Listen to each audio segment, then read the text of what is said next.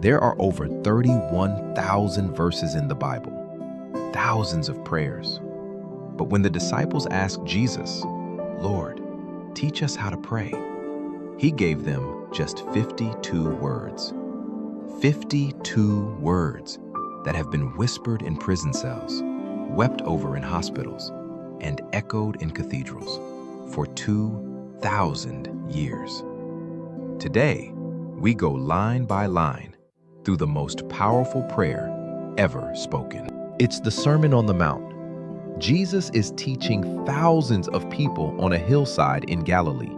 And right there, in Matthew chapter 6, he says, "When you pray, don't perform. Don't put on a religious show. Go into your room, close the door, and pray to your Father who is unseen." Then he gives the prayer. This wasn't a prayer Jesus prayed for us. It was a prayer he gave to us, a framework, 6 petitions. Let's begin. Our Father in heaven.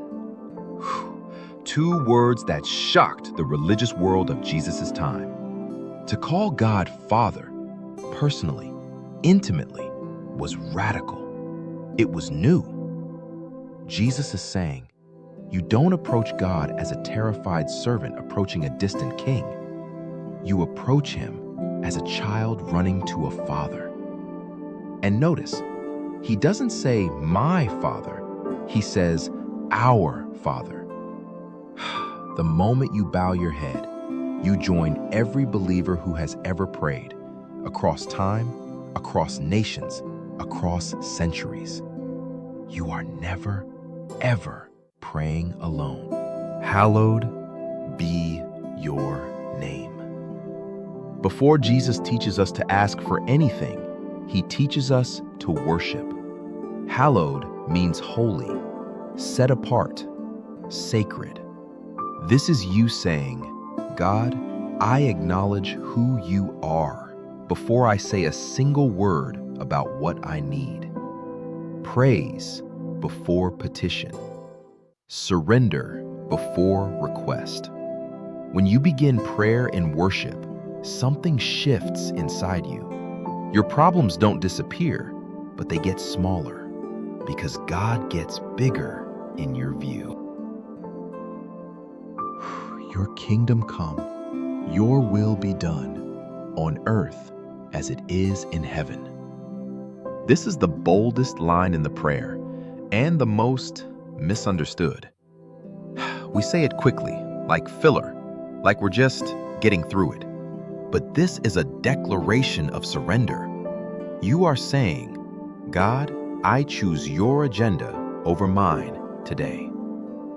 In heaven, God's will is done perfectly, joyfully, immediately. There is no rebellion, no delay, no debate. When you pray this line, you are asking that your life would begin to look a little more like heaven, that obedience would become your instinct. Give us this day our daily bread. Notice, daily, not a 5-year plan, not a guarantee, not a safety net you can stop checking, just today. This is Jesus teaching us dependence, not the anxious kind, the trusting kind. The Israelites in the wilderness received manna every single morning, just enough for one day.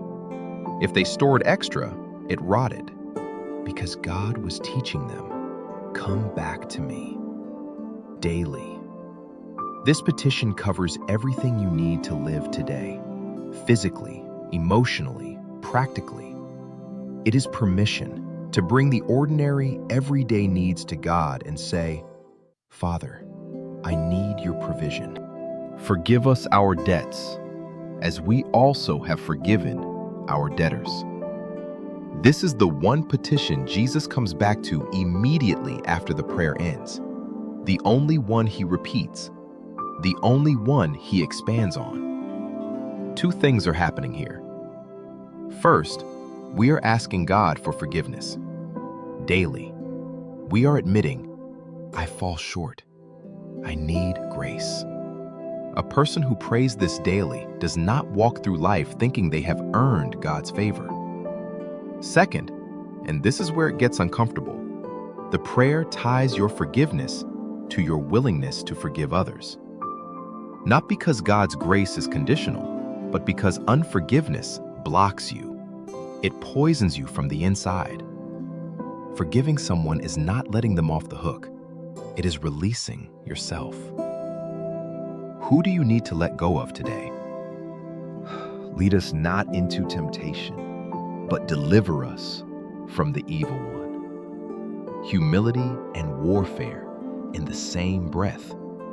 Humility because we are saying, God, I am not strong enough on my own. We know our weak spots. We know where we stumble.